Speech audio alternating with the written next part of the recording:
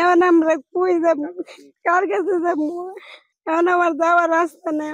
বেশি মুনাফা পাবেন এই আশায় জীবনের সব সঞ্চয় তুলে দিয়েছিলেন এনজিওর হাতে।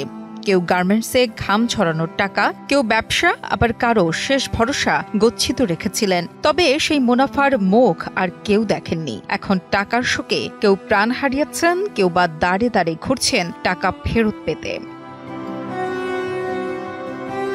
নেত্রকোনার দুর্গাপুর উপজেলার গাউকান্দিয়া ইউনিয়নের জাগিরপাড়া এলাকায় একসময়ের আলোচিত এনজিও প্যাসিফিক ক্ষুদ্র ব্যবসায়ী সমবায় সমিতি লিমিটেড গ্রামের সহজ সরল মানুষকে ঠকিয়ে কোটি কোটি টাকা হাতিয়ে নিয়েছে প্রতিষ্ঠানটি। 2019 সালে প্রতিষ্ঠিত এই সমিতি নানান অভিনব কৌশলে মানুষের আস্থা অর্জন করে। প্রতি লাখ টাকায় মাসে 4,000 টাকা দেওয়ার প্রতিশ্রুতি দিয়ে গ্রামগঞ্জের বহু মানুষের সঞ্চিত অর্থ জমা নেয়। আমি গরিব মানুষ, আমি 15 বছর ঢাকা থাকছি। বাড়ি গাড়ি অত সম্পদ কিছু নাই। আমি ঢাকা যাইয়া গার্মেন্টস কইরা আমি টাকা পয়সা গুলা জমাইছি। জমানোর পর আমি আমার একটা মেয়ে, আমার মা 12 বছর সেন করে আমার মা এই রুদারিতে মারা গেছে। 15 বছর গার্মেন্টসে কাজ করে উপার্জিত সব টাকা এই সমিতিতে জমা রেখেছিলেন রেহেনা খাতুন। 2021 সালে 4.5 লাখ টাকা দিয়েছিলেন প্রতি মাসে 4,000 লাভের আশায়। শুরুতে 2 মাস লাভের টাকা পেলেও এরপর বন্ধ হয়ে যায়। টাকার শোকে হয়েছেন অসুস্থ। 4 বছর ধরে মানুষের দাঁড়ে দাঁড়ে ঘুরছেন, টাকা ফেরত পেতে হাত পায়েও ধরেছেন। আমাদের এলাকার কিছু লোকজন একটা সমিতি করায় আমরা জানি না, আমরা এখন শুনে জানি এরা যে এরকম ধরনের প্রচারিত করে দালাল বাটপার, আমরা বুঝতে পারি না।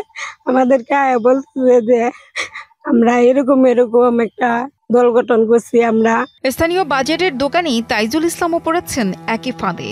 লোভে পড়ে 20 লাখ টাকা জমা রেখেছিলেন। এখন টাকা ফেরত না পেয়ে দিশেহারা হয়ে আশ্রয় নিয়েছেন আদালতের দ্বারে।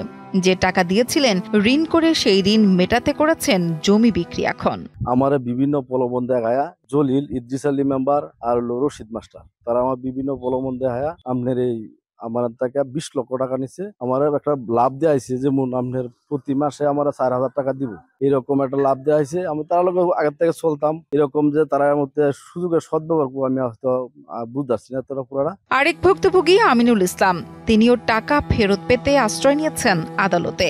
কেবল তিনিই নন, এমন বহু মানুষ এখন নিঃস্ব এই প্রতারণার খপ্পরে পড়ে। বান্ডেল থাকলে প্রতি সেনমানিতে টাকা বাঁচবে। বিকাশ সেনমানি বান্ডেল কিনে জিতুন প্রতি লেনদেনে। আয়া কইতেছো তোমার কিছু টাকা লাভ দিব, তাহলে আমাকে কিছু টাকা দাও। পরে আমি তাদেরকে 12 লাখ টাকা দিচ্ছি, মানে জমি বিক্রি করে। পরে তারা আমার 4-5 মাস লাভ দিছে। দেওয়ার পরে তারা আর লাভ টাভ দেয় না দেয়, তারা বলছে আসল টাকা করে দিবে। পরে তারা আমার টাকা দেয় না, দিব করে টাকা দিছে না দেওয়ার পরে আমি একটা মামলা করছি।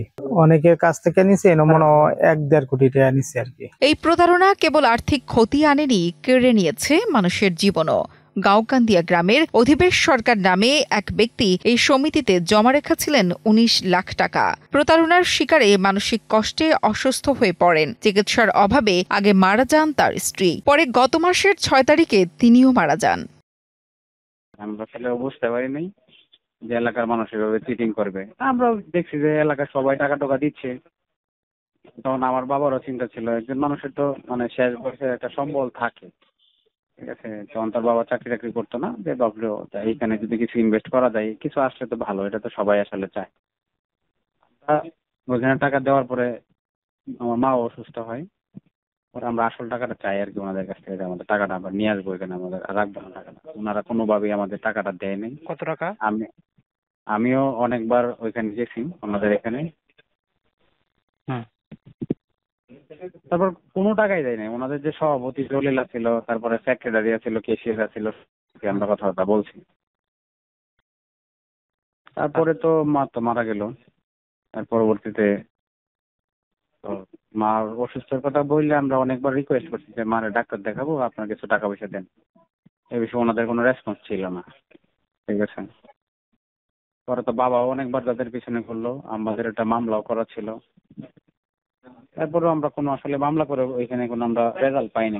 স্থানীয় সূত্রে জানা গেছে, প্যাসিফিক ক্ষুদ্র ব্যবসায়ী সমবায় সমিতিটি জাগিরপাড়ায় একটি ভাড়া ঘরে 2019 সালে চালু হয়, কিন্তু এখন সেখানে সেই অফিস নেই কোনো কার্যক্রম।